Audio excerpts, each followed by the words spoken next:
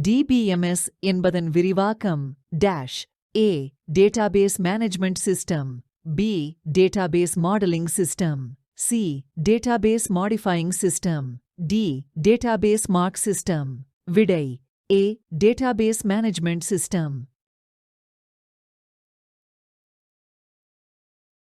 தரவுத்தள மேலாண்மை அமைப்பு DBMS என்பது A. தரவுத்தளங்களை உருவாக்குவதற்கும் மற்றும் நிர்வகிப்பதற்குமான ஒரு மென்பொருள். B. வரைபடம் வரைவதற்கான ஒரு மென்பொருள். C. கற்பித்தலுக்கு பயன்படும் ஒரு மென்பொருள். D. வண்ணம் தீட்டுவதற்கு பயன்படும் ஒரு மென்பொருள். விடை A. தரவுத்தளங்களை உருவாக்குவதற்கும் மற்றும் நிர்வகிப்பதற்குமான ஒரு மென்பொருள். IMS Information Management System என்பது A. IBM இன் முதல் DBMS. B. IBM இன் இரண்டாவது DBMS. C. Apple இன் முதல் DBMS. D. API இன் இரண்டாவது DBMS. விடை A. IBM இன் முதல் DBMS. RDBMS-இல் அட்டவணைகள் என்று அழைக்கப்படுகின்றன. A. பதிவுகள். B. உறவுகள். C. பண்புக்கூறுகள். D. மாதிரிகள். விடை B. உறவுகள்.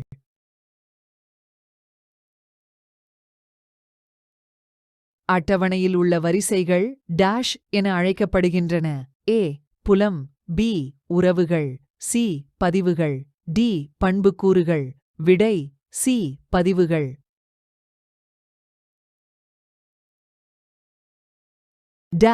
என்பது அட்டவணையிலுள்ள ஒரு பதிவை தனித்தன்மையோடு குறிக்கக்கூடிய ஒரு புலம் அல்லது ஒன்றிற்கு மேற்பட்ட புலங்களாகும். A. முதன்மை திறவுகோல். B. இணைப்பு முதன்மை திறவுகோல். C. வெளித் திறவுகோல். D. சூப்பர் திறவுகோல். விடை A. முதன்மை திறவுகோல். ஒரு பதிவை தனித்தன்மையோடு குறிக்க ஒன்றிற்கு மேற்பட்ட புலங்கள் தேவைப்பட்டால் அவை எனப்படும். A. முதன்மை திறவுகோல். B. இணைப்பு முதன்மை திறவுகோல். C. வெளித் திறவுகோல். D. சூப்பர் திறவுகோல். விடை B. இணைப்பு முதன்மை திறவுகோல்.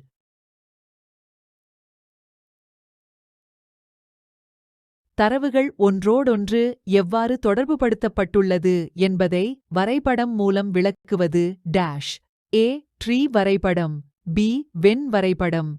C. வரைபடம். D. முக்கோண வரைபடம். விடை C. வரைபடம்.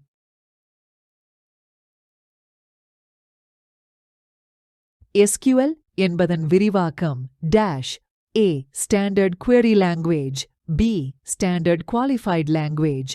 C. Separate Query Language. D. Structured Query Language. விடை D. Structured Query Language. உறவுநிலை தரவுத்தளத்தை நிர்வகிக்கக்கூடிய திறந்த மூல மென்பொருள் A. PowerPoint.